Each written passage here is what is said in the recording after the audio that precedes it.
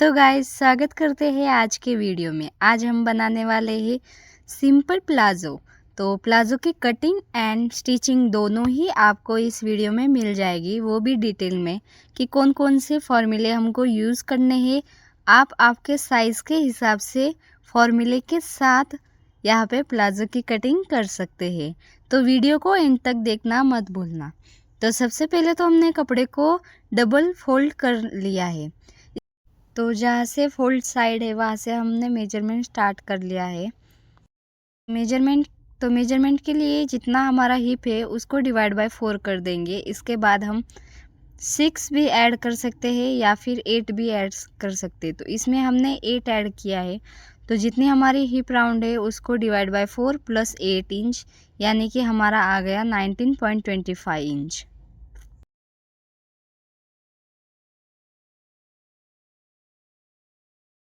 इसके बाद हम बेल्ट के लिए मार्किंग करेंगे। तो बेल्ट के लिए हम जितना हमारा बेल्ट है उसमें हमने हाफ इंच ऐड कर लिया, क्योंकि सिलाई में चला जाता है इस वजह से, और फोल्ड भी होता है ऊपर वाले साइड पे।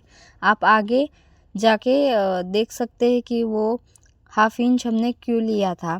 तो यहाँ पे जितना हमारा बेल्ट है उसमें हाफ इंच ऐड करने के बाद हमने 2 इंच पे मार्किंग कर लिया है, क्योंकि हमारा बेल्ट 1.5 इंच का था।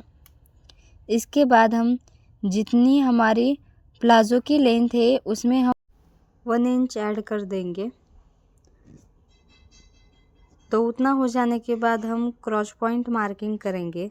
तो क्रॉस पॉइंट के लिए आप यहाँ पे फॉर्मूला देख सकते हैं, हिप राउंड डिवाइड बाय 4। तो जो भी हमारा आंसर आएगा उसमें फिर से +4 कर देंगे, क्योंकि हमारा प्लाज़ो दोनों साइड से इलास्टिक है इस वजह से। तो यहाँ पे हमारा फाइनल आंसर आया 15.25 इंच। तो 15.25 इंच पे हम इस तरह से मार्क कर देंगे। इतना मार्किंग हो जाने के बाद अगर आप चाहे तो वो मैंने कम्युनिटी पोस्ट पे चार्ट डाला है, उस हिसाब से भी फॉर्मूले के हिसाब से मार्किंग कर सकते हैं। इसके बाद वेस्ट वाला फॉर्मूला भी आप यहाँ पे देख सकते हैं, hip round divide by 4 plus 1.5 inch. तो हमारा फाइनल आंसर आया है 12.75। तो 12.75 जब हम क्रॉस पॉइंट पे मार्किंग करेंगे तो 1 इंच ऐड कर देंगे। तो यहाँ पे 13.75 पे हम मार्क करके इस तरह से लाइन ड्रॉ कर देंगे। इस फैब्रिक की वजह से आपको यहाँ पे मार्किंग नहीं दिख रहा। तो नेक्स्ट वीडियो में हम प्लेन फैब्रिक पर भी मार्किंग बताएंगे, और इसके बाद हमको कितना बाहर जाना है उसका भी हमने चार्ट कम्युनिटी पोस्ट पे डाल दिया है कि अगर आपका हिप राउंड इतना है तो हमको इतना बाहर जाना है। तो उसके हिसाब से हमने यहाँ पे कितना बाहर जाना है 3 इंच पे हमने मार्क किया था। इसके बाद क्रॉस पॉइंट से लेके वेस्ट लाइन तक जितना भी सेंटर पॉइंट है उसका सेंटर निकालेंगे, और नीचे वाले साइड से भी फिर से सेंटर निकालेंगे शेप देने के लिए। तो यहाँ पे आप देख सकते हैं किस तरह से हमने यहाँ पे शेप दे दिया है। और इसके बाद जितना हमारा लेंथ है क्रॉस पॉइंट के अंदर वाले लाइन से लेके जो पैंट की है उतना ही हम बॉटम के लिए मार्किंग करेंगे। तो उतना हो जाने के बाद हम इसका सेंटर निकालेंगे। तो सेंटर पे भी हम इस तरह से ही मार्किंग करेंगे और इसका फिर से सेंटर निकालेंगे, यानी कि शेप देने के लिए। अगर आपके पास कर्व स्केल है तो आप डायरेक्ट शेप दे सकते हैं। मेरे पास यहाँ पे नहीं थी, इस वजह से मैंने इस तरह से दिखाया। इसके बाद आप देख सकते हैं हम जितना हमारा बेल्ट है उसमें हमने वन या फिर 2 लाइन ऐड कर ली, क्योंकि जब बेल्ट फोल्ड होता है तब कपड़ा कम पड़ जाता है। इस वजह से हमने ऊपर वाले साइड से 1 या 2 लाइन एक्स्ट्रा कर ली। इसके बाद हमारा फाइनली प्लाज़ो की कटिंग हो चुकी है, यानी कि ड्राफ्टिंग हो चुकी है। अब हम यहाँ पे कटिंग करने वाले हैं। तो वीडियो कैसा लगा है मुझे कमेंट में ज़रूर बताना। आप भी मेरी तरह ये प्लाज़ो कटिंग करना, बहुत ही अच्छा फिनिशिंग आएगा। तो अब हम कटिंग स्टार्ट करने वाले हैं, यानी कि कटिंग स्टार्ट कर ली है। तो कट कर लेंगे।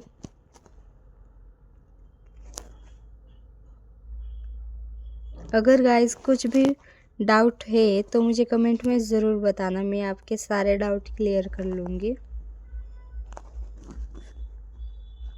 जो क्रॉच पॉइंट और ये वाला फॉर्मूला है कितना हमको बाहर जाना है, वो दोनों चार्ट मैंने कम्युनिटी पोस्ट पे डाल दिए, आप वहाँ से क्लियरली देख सकते हैं। तो यहाँ पे हमने जो दोनों साइड पे इलास्टिक था, इस वजह से मैंने डायरेक्ट क्रॉच पॉइंट वाला ये वाला फॉर्मूला यूज़ किया, वो चार्ट का यूज़ नहीं किया। तो चार्ट वाला यूज़ करके भी हम एक प्लाज़ो की कटिंग करने वाले हैं, वो भी वीडियो में जल्द ही अपलोड करूँगी। इसके बाद हम कटिंग हमारी हो चुकी है।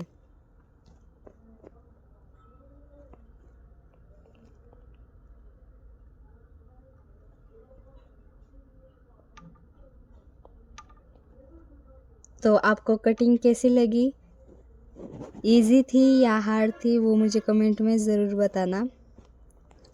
यहाँ पे आप देख सकते हैं हमने फिर से मेजरमेंट लिया और कितना बाहर गए हम, वो भी हमने यहाँ पे दिखाया।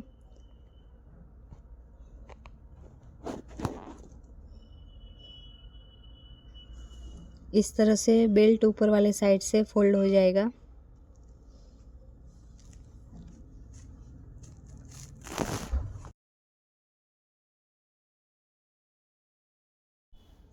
तो गाइज यहाँ पे आप सारे मेजरमेंट देख सकते हैं हमने किस तरह से राइट किए थे। इसके बाद अब हम स्टिचिंग करने वाले हैं। तो स्टिचिंग के लिए सबसे पहले तो हम क्रॉच पॉइंट स्टिच करेंगे। तो क्रॉच पॉइंट के लिए दोनों फ्रंट वाले पार्ट पे रखकर, यानी कि स्टिच करने वाले हैं आमने सामने रखकर।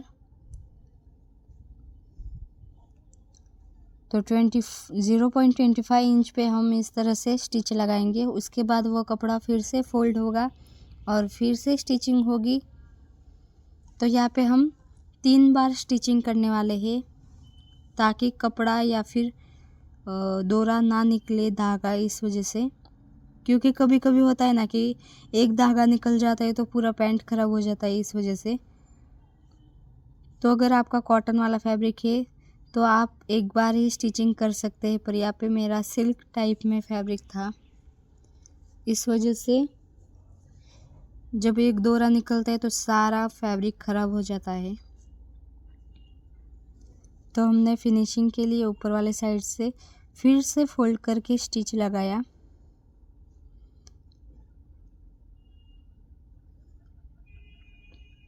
ताकि अंदर वाले साइड पर भी लगे कि हाँ, हमने जो पिको फॉल वाली मशीन की तरह स्टिच लगाते हैं ना, उस तरह से धागा बाहर नहीं निकलेगा।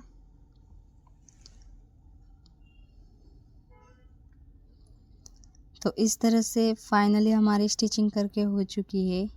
क्रॉच पॉइंट एक साइड का यहाँ पे आप देख सकते हैं कितने अच्छे से,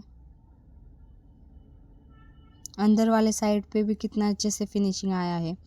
अब जो फ्रंट वाले पार्ट पे क्रॉच पॉइंट हम स्टिच करने वाले हैं, तब हम क्या करेंगे, ऊपर वाले साइड पे 1/2 इंच पे इस तरह से, सिर्फ 1/2 इंच पे हम स्टिच लगाएंगे। उसके बाद वहाँ से 1/2 इंच से लेके 1 इंच तक स्टिच नहीं लगाएंगे, यानी कि हमारा बेल्ट कितना है उसके हिसाब से, यानी तो 1.5 इंच पे हम वहाँ से स्टिच नहीं लगाएंगे, क्योंकि ओपन साइड होगा, इस वजह से। और फिर हमने वहाँ पे स्टिच नहीं लगाई, वो वीडियो बंद था, इस वजह से नहीं दिखा आपको। पर वहाँ पे हमने स्किप किया 1 इंच की दूरी पे। यहाँ पे आप देख सकते हैं हमने यहाँ पे स्टिच नहीं लगाई,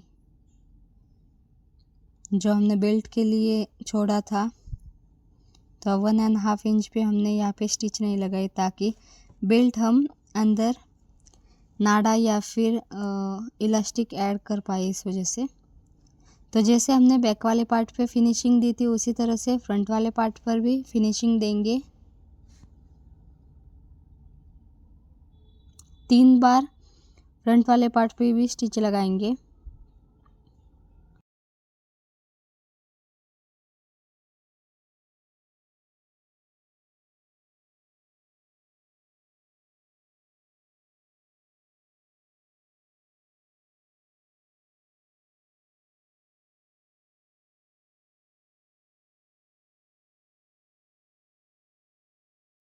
अब हम बेल्ट वाले पार्ट पे जहाँ से हम इलास्टिक डालेंगे वहाँ पे इस तरह से स्टिच कर देंगे कपड़ा फोल्ड करके। वैसे भी वो तो अंदर वाले साइड पे ही इलास्टिक डालेंगे तो इतना नहीं दिखेगा इस वजह से। तो यहाँ पे ऊपर वाले साइड पे हम 0.25 पे स्टिच लगा देंगे बेल्ट के लिए। इसके बाद हम 1.5 इंच पे बेल्ट फोल्ड करेंगे। तो जो मैंने हाफ इंच एक्स्ट्रा लेने को बोला था ना, तो इस वजह से ही बोला था ताकि हम 25 दोनों साइड से फोल्ड हो जाएगा। इसके बाद जहाँ पे हमारा 1.5 इंच का बेल्ट आ रहा है वहाँ पे हम इस तरह से मार्किंग स्टार्ट कर देंगे। तो जहाँ जहाँ पे 1.5 इंच आ रहा है वहाँ से हम इस तरह से मार्किंग करेंगे ताकि कपड़ा फोल्ड कर पाए और डायरेक्ट स्टिचिंग कर पाए। तो इस तरह से कपड़ा फोल्ड करने के बाद हम फिर से मेजर करेंगे कि 1.5 इंच पर ही आ रहा है ना बेल्ट। अब हम स्टिचिंग करेंगे और बेल्ट फोल्ड हमारा हो गया है इस तरह से। तो गाइज़ अगर कुछ भी प्रॉब्लम है स्टिचिंग या फिर ड्राफ्टिंग में तो मुझे कमेंट में ज़रूर बताना।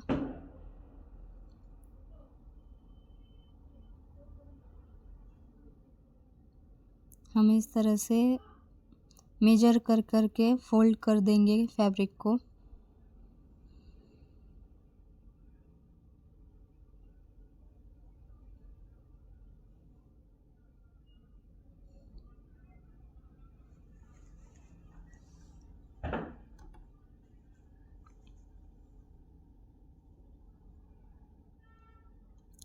तो फाइनली हमारा बेल्ट फोल्ड करके हो गया है।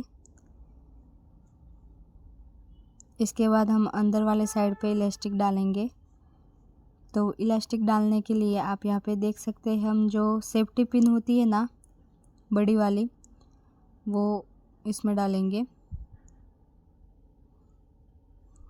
तो यहाँ पे हमको इलास्टिक की लेंथ कितनी लेनी है, तो जितनी हमारी वेस्ट है उसके हिसाब से हम वेस्ट एकदम फिट से मेजर करेंगे, फिट करके। तो जितनी हमारी वेस्ट है उसमें हाफ इंच ऐड करके मार्क करेंगे। अगर आपका इलास्टिक हार्ड है तो हम जितनी वेस्ट है उसके हिसाब से ही थोड़ा सा 1 इंच कम करके मार्क करेंगे। और अगर लूज़ है इलास्टिक तो हमें जितनी हमारी वेस्ट है उसका हाफ लेंगे।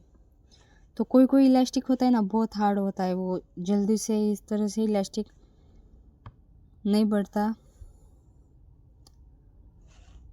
तो वो इलास्टिक में भी फ़र्क होता है कि इलास्टिक अच्छा हो यानी कि हार्ड हो तो जितना हमारे फैब्रिक कमर की साइज़ है, वेस्ट की साइज़ है उसके हिसाब से हाफ इंच एक्स्ट्रा लेके हम उसमें वो इलास्टिक डाल देंगे। या फिर अगर इलास्टिक लूज़ है तो हमें जितनी हमारी वेस्ट है उसका हाफ लेंगे इलास्टिक कट करते वक्त। तो इस तरह से हमने इलास्टिक बाहर निकाल दिया है और दोनों साइड पे 1 इंच पे फोल्ड कर लिया है। तो इस तरह से हमारे दोनों साइड से 1 इंच यानी कि 2 इंच माइनस हो गया है। तो जितना हो सके उतना हम इस तरह से स्टिच लगाएंगे। आप यहाँ पे देख सकते हैं।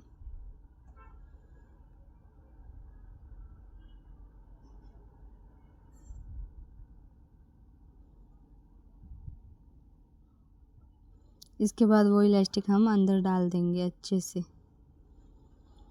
तो फाइनली हमारा इस तरह से बेल्ट भी अटैच करके हो गया है और इलास्टिक भी हमने डाल दिया है और कपड़ा अच्छे से हम कर देंगे। इसके बाद जो बॉटम राउंड है वहाँ से हम इस तरह से हाफ इंच पे फैब्रिक को फोल्ड करके स्टिच लगा देंगे।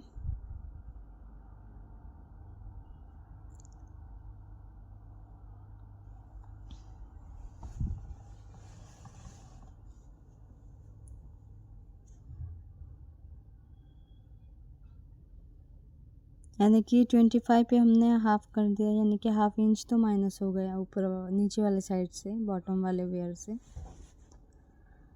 इसके बाद हमने 1 इंच पे फोल्ड कर लिया है फैब्रिक को। आप चाहे तो दूसरा फैब्रिक भी अटैच कर सकते हैं। अगर आपके प्लाज़ो में दूसरी डिज़ाइन है, यानी कि बॉटम पे दूसरा फैब्रिक या फिर दूसरा नेट वगैरह अटैच करना, तो आप यहाँ पे कर सकते हैं। तो इतना हो जाने के बाद हम फाइनल स्टिच लगाएंगे, यानी कि जॉइन करने वाले हैं, फोल्ड करने वाले हैं नीचे वाले बॉटम से।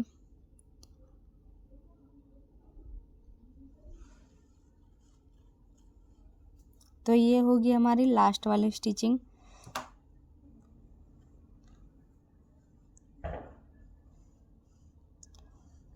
तो यहाँ पे आप देख सकते हैं, अब दोनों क्रॉच पॉइंट, जो आगे वाला क्रॉच पॉइंट और पीछे वाला क्रॉच पॉइंट दोनों साथ में आए। तो दोनों को इस तरह से हम स्टिच कर देंगे। ये आमने सामने आ गए, यानी कि हमारी कटिंग और स्टिचिंग दोनों एकदम अच्छे से हुई है, परफेक्टली मेजरमेंट के साथ हुई है। किसी किसी का होता है ना कि क्रॉच पॉइंट आगे पीछे हो जाता है। तो अगर आप कटिंग अच्छे से करेंगे तो स्टिचिंग भी अच्छे से होगी। तो ये जो लास्ट वाली स्टेप है वो आप स्किप भी कर सकते हैं। तो यहाँ पे अगर आपका कॉटन फैब्रिक है तो आप डायरेक्ट 1/2 इंच पे ही स्टिच लगा के हमारा पैंट प्लाज़ो की कटिंग स्टिचिंग हो जाती है। पर यहाँ पे मैंने स्टार्टिंग में बोला था ना कि मेरा फैब्रिक ज़रा सिल्क टाइप में है, तो इस वजह से जब एक डोरा निकलता है तो सारा पैंट ख़राब हो जाता है और इतने अच्छे से हमने मेहनत की है वो भी वेस्ट हो जाती है। तो इस वजह से जैसे कि हमने क्रॉच पॉइंट पे स्टिच लगाया था ना, कि कपड़ा अंदर वाले साइड पे स्टिच करके फिर से फोल्ड करके ऊपर वाले साइड पे स्टिच लगा के फिर से फिनिशिंग वाला स्टिच लगाते हैं ना, तो आप चाहे तो उस तरह से स्टिच लगा सकते हैं। और ये वाली स्टेप आप स्किप भी कर सकते हैं अगर आपका फैब्रिक कॉटन में है तो, और धागा वगैरह कुछ नहीं निकल रहा तो अच्छा है।